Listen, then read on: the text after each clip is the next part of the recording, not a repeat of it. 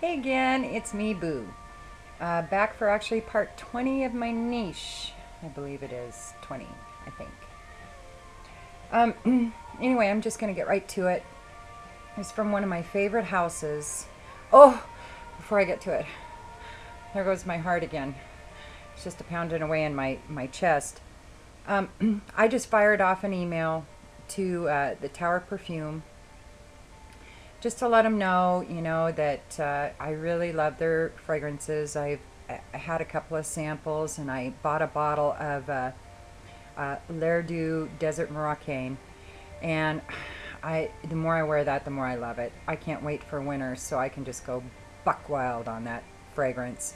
But it's kind of cool where I'm at right now. So what I've been doing is using a little bit of the Moroccan, and then just a slight squirt of my Un Bois Vanille by Serge Lutens, because it's a real sweet vanilla, and just to tone it down so I can wear it this time of year. Makes a really lovely fragrance. I'm really glad that I did that. So anyway, back to my fabulous story. At least for me, it's fabulous. I think it's fabulous. So I just fired off an email letting them know that how much I love the Tower fragrances, and just that I'm doing a blog, and I've already done a review on one of their perfumes, and I really loved them, and how I just appreciated, everything that the Tower fragrance line has brought to the aromatic table. Today, and that was late last night, today I got an email back from Andy Tower himself. He's going to send me a whole bunch of samples to review. And he was very sweet, very personable in his email.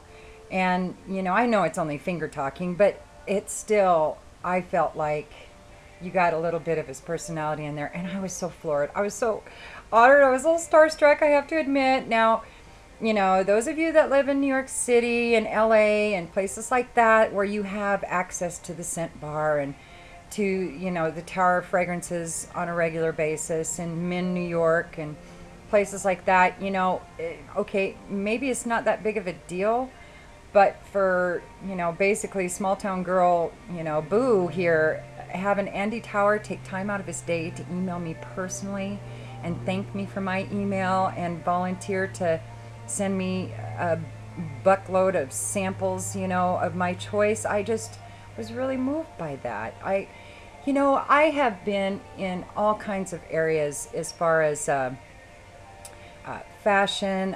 When I was really young, I did a little bit of modeling. I had worked a little bit in textiles, and I was a cosmetologist, was really into makeup and hairdressing and things like that. And I have never seen a kinder community than the fragrance community, from the top nose and perfumer like Andy Tower down to some schmo like me. And then back up to some of you people that are subscribing and commenting. I mean, Joshua, you blow my mind, I have to tell you. And Jay, you too. And Jennifer, oh, I love my Jays. Jay, Joshua, Jennifer. That's, in my opinion, the holy trinity of some of the kindest people that have regularly been just blowing my mind with how sweet and helpful and just really supportive they've been. And there's so many more out there. Those are just the three top ones that come to my mind, just because I communicate with them the most. And they're just fabulous people. And so I just want to thank them. And I'm so excited Andy Tower contacted me. I couldn't be more excited if Elvis, or, okay, maybe not Elvis, but Kurt Cobain. Okay, well, they're both dead. So that would be weird if they contacted me. It'd probably freak me out a lot. So Ellen DeGeneres, I mean, it was almost that big for me. I love Tower fragrances, and the more I'm smelling them, the more I appreciate how intense they are, and how original they are, and how risky they are. And I love that. So again, thank you, Andy Tower. Thank you. I'm a fan for life. I was anyway, but now I'm hugely a fan for life. So anyway, oh my gosh, I've blown through half my time and I haven't even got started. So anyway, there we go. I'm shutting up now as far as Babel City goes. So first one I'm going to do here is, these are from Bond number 9. And this one is called Bleecker Street. Isn't that bottle divine? Most of the time their bottles are pretty darn plain. But this one is really pretty. And my camera on my computer just doesn't pick up the nuances of the shades and the colors in this. But it's like it's a metallic almost on the outside here. And then this is just a gorgeous green with this bright purple. Looks blue on my camera, but it's bright purple. Excuse me. Anyway, I love this fragrance. Oh. To me, this reminds me of a combination of a couple of different Bond number 9 fragrances. Excuse me one second. Oh, I just got back from work now, and I'm very dry. I apologize. Anyway, I did a review several back of Gramercy Park. And that was intense green smell, grass. Wow, fresh cut, fresh mowed grass. And then I did one on I Love New York for Her, which is this sexy, sweet, blueberry, musky bottle of love juice. I mean, seriously, that stuff just makes me crazy. So I wasn't really into the serious grassy notes, but there was something about it I was really intrigued about. Not enough to buy a bottle, but really intrigued about it, and I used up that sample. This reminds me of a combination of the two. It is what I wished Gramercy Park had done, was add a touch more floral to it. And I know that New York for Her is blueberry, but there's definite florals in there, and they are the sexy florals too. They aren't light florals, they are intense, musky kind of florals. Well, this has that. Oh, I really like this.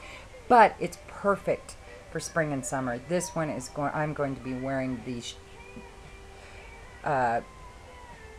heck out of this summer, and I can guarantee you that. So, what's in it? Bleecker Street. The fragrance is gourmand. Woody opening with violet leaf, blueberry, and thyme. Well, there you go. It's the blueberry, I think, that I'm smelling, just like in New York for Her. Followed by the heart of cedarwood and intensively sweet, fruity jasmine and peppery vanilla cinnamon, adding to the base of oak moss suede, patchouli, amber, and warm and soft vanilla. I was truly blown away by this because some of the reviews I'd heard, I wasn't real impressed with. But I am so glad I checked it out. It is one of my favorites from this house, from Bond number 9. People say it smells similar to Ultraviolet by Paco Rabanne or Purple Label by Ralph Lauren. I couldn't tell you, but I can tell you. Oh, if you like a grassy, fruity, floral, gourmand, I don't even know how to describe this. You've got to get a sample of this, seriously. So that is Bleecker Street from Bond number 9. And I don't know, what is that? What is that I do? It's like my favorite perfume dance or something. I don't know, it's weird. Oh.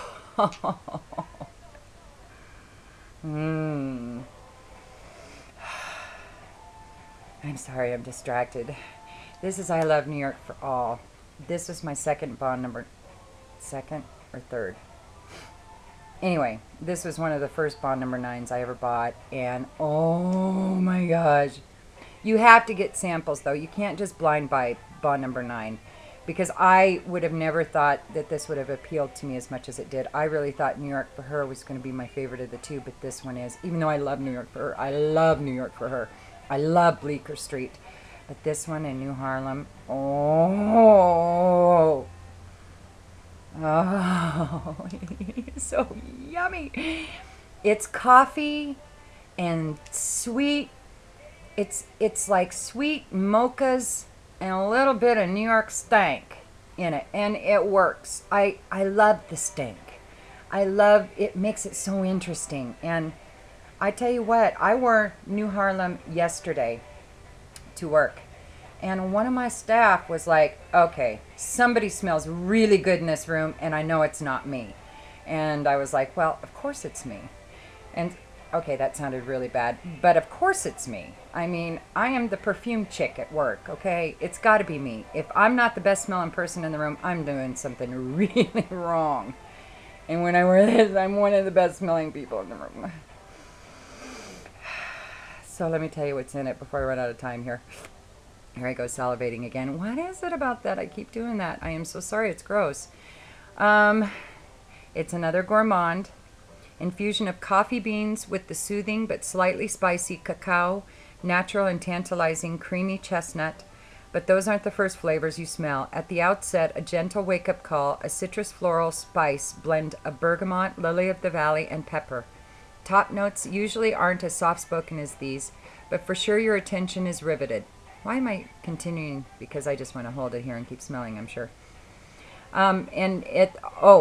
That's why, because I'm not done. At the end, the base notes of exotic, always enhancing patchouli, animal leatherwood, hypnotic sandalwood, and adding a rum-like kicker, vanilla. People say it smells similar to, Burberry Brit. No, it's not even close in my opinion.